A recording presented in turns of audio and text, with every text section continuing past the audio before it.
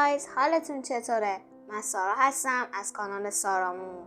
با پارت دوم زوجهای نجات بخش و ضربه زننده تو دنیای ارباب حلقه ها در خدمتتونم.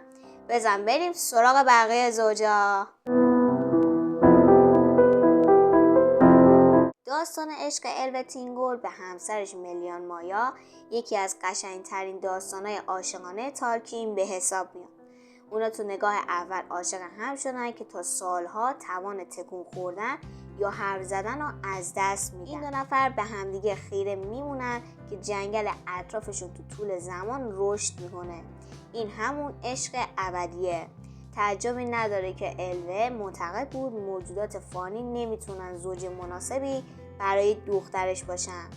این الف و مایا یکی از درخشان‌ترین زوجهای آردا هستن که سالها به مراقبت از مردمای سرزمینشون کردن. البته پایان کار اونا زیاد خوش نبود و تکبر تینگول به قیمت جونش تموم میشه.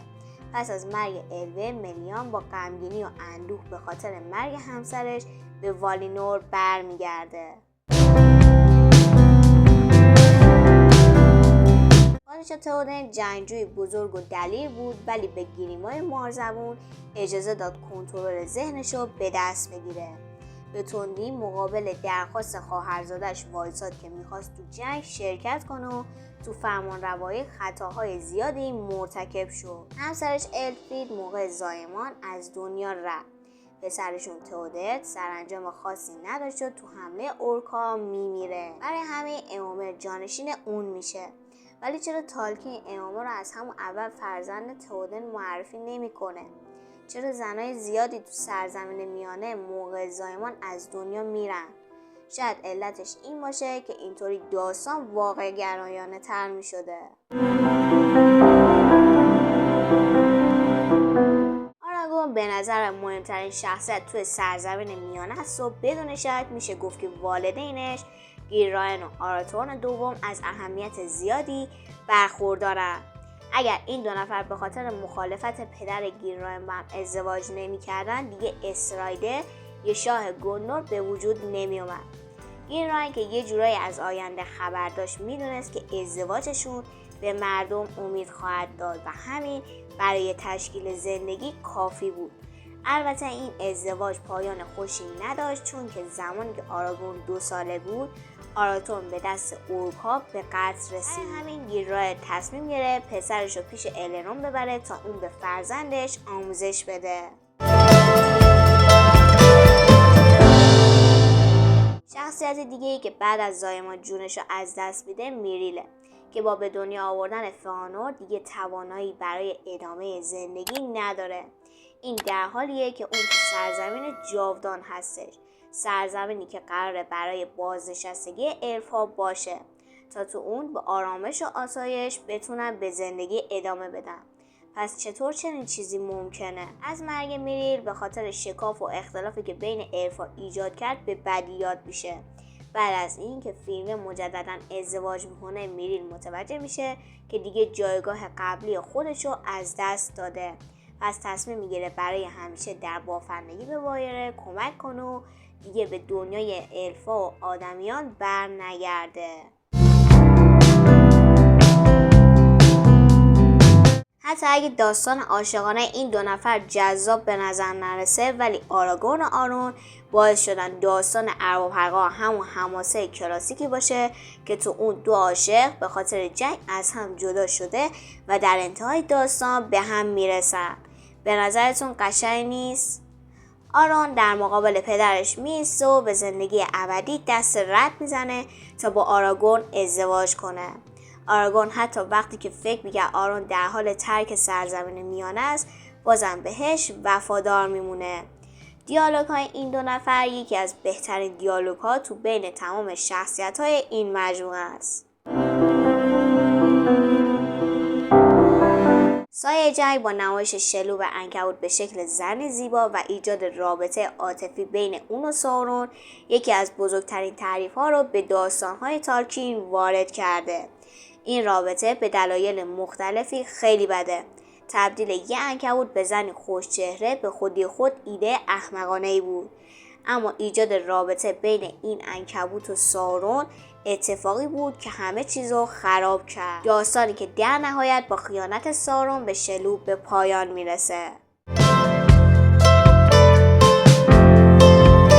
فیلم مشکلات زیادی داشت. اون اسم همه پسرها یکی از دختراشو از روی اسم خودش انتخاب کرد و میتونست موقع مرگ مادر فئانور به جای اینکه پسرشو تشویق به شورش علیه والار کنه بهش آرامش بده.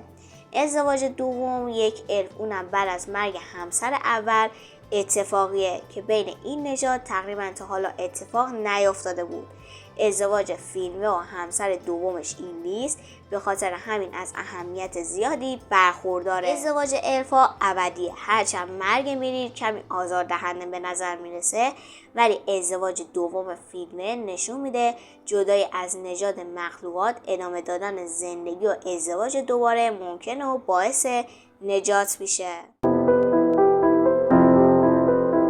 همسر از دنیا رفته بارد هیچ اسمی نداره، ولی تو نسخه های اولیه هابیت تالکین براش اسم انتخاب کرده بود.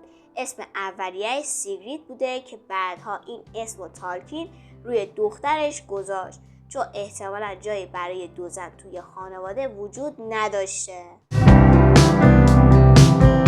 بیشترین انگیزه سموایز گمجی به ادامه مأموریت که همراه با فرودو داشت تا به کوه نابودی سفر کنه تو عشق عمیقش به شایر و به شخصیت خاص روزی کاتن وجود داره.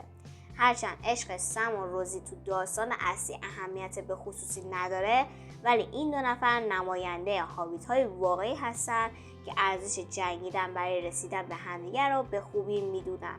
هیچ نبردی به درستی بین خیر و شر شکل نمیگیره، مگه اینکه کسی یا دنیایی داشته باشید که براتون خیلی ارزشمند باشه. و این دقیقا همون چیزیه که سم و روزی به داستان اضافه میکنن.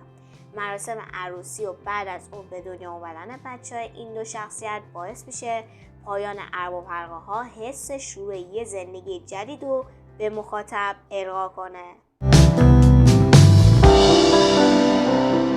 با وجود اینکه تاریل به عنوان یه شخصیت زیاد تو داستان در نیامده، ولی رابطه اجباریش با کیلی به واسطه مرگ کیلی به کلی بی‌معنا میشه.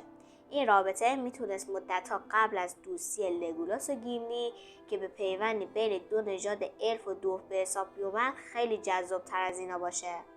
مرگ کیلی تأثیری رو دنیا نمیذاره و زندگی تاریل رو پرمعناتر نمیکنه. آنجلین لیلی بازیگر نقش تاریل گفته که معتقد شخصیت اون بعد از تبعید به میرگ وود برمیگرده، اما این اتفاق به خودی خود ناراحت کننده تره. با در نظر گرفتن اینکه تاریل برای بقیه نژادها اهمیت قائله، چرا نباید ماجراهای جذابتری برای این شخصیت وجود داشته باشه؟ این هم از پارت دوم ویدیو ارباب حلقه‌مون. فکر کنم کامل همه رو بررسی کردیم. شما هم اگه دوست داشتید به جمع دوستان ما اضافه بشید و از ویدیو ارباب حلقه‌مون باخبر بشید، لطفا سابسکرایب کنید تا جا نمونید. منتظر یه ویدیو خیلی خفن دیگه باشید. دوستتون دارم. خدافظ.